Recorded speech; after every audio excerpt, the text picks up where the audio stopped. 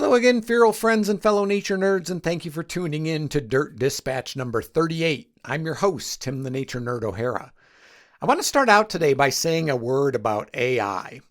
Several of my friends are struggling with this issue in their work. They're being encouraged, even pressured, to use and promote AI as a way to increase efficiency, which an increase in efficiency is not necessarily a bad thing, but they're being pressured to do it at the expense of quality or accuracy.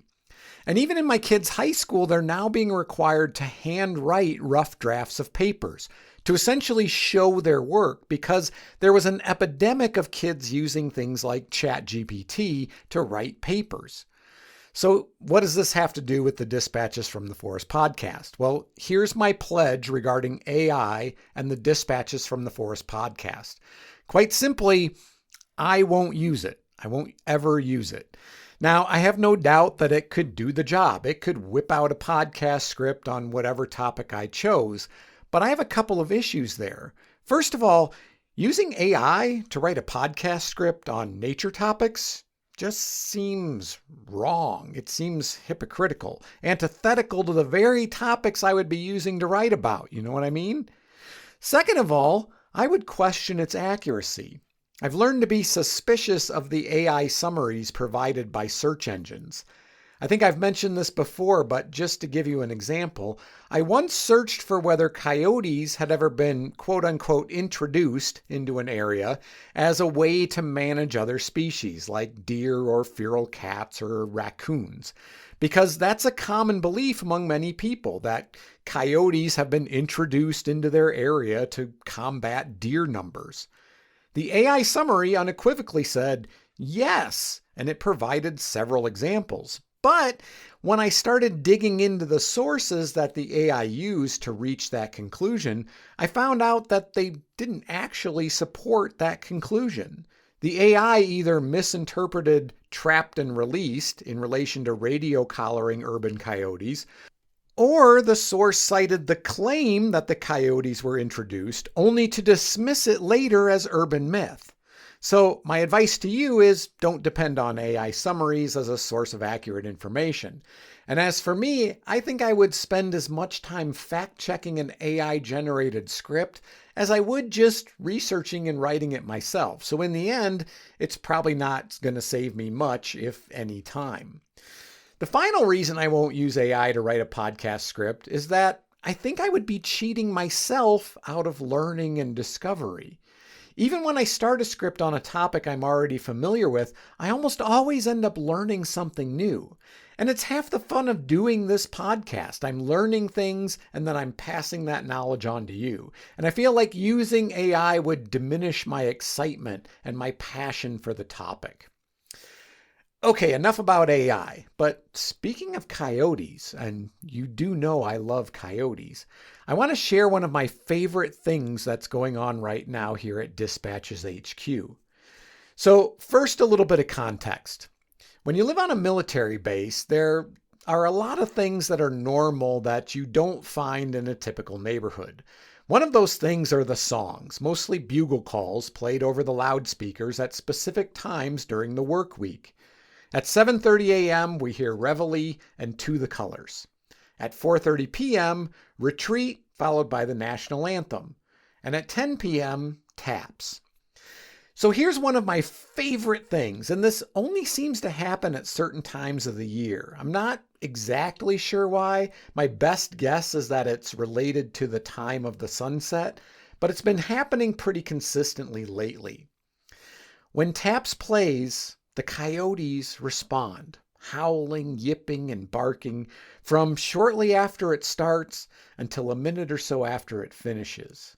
For your enjoyment, here's what I'm talking about. Please disregard the sounds in the middle of me repositioning the microphone.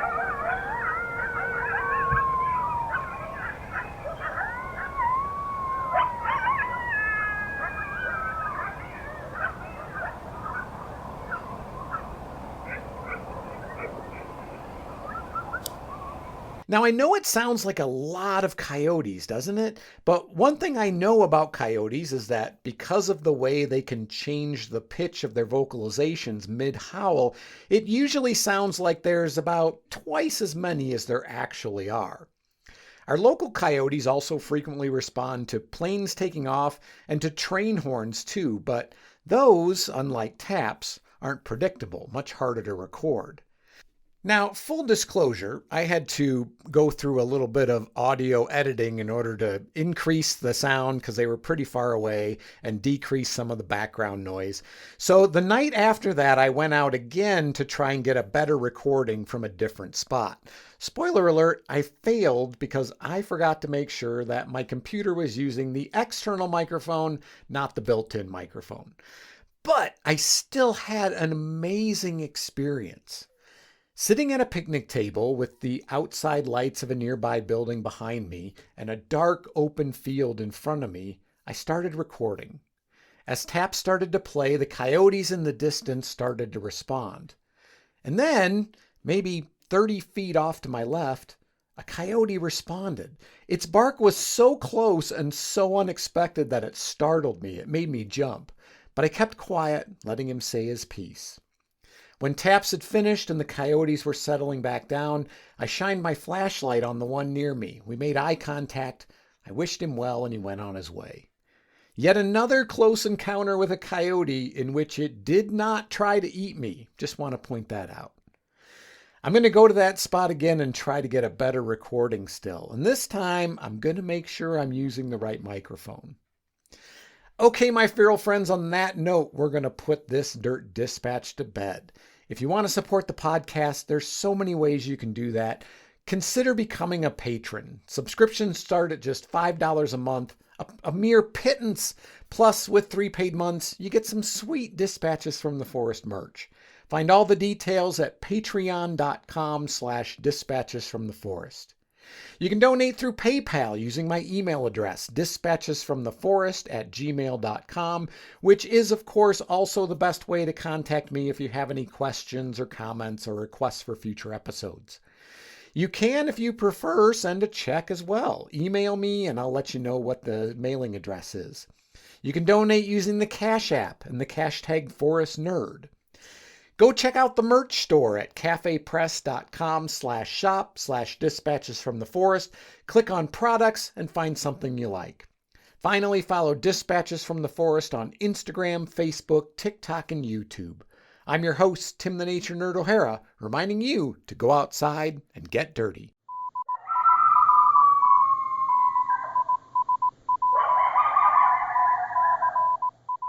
Dirt Dispatches is a production of Dispatches from the Forest and may not be used or rebroadcast whole or in part without express written permission.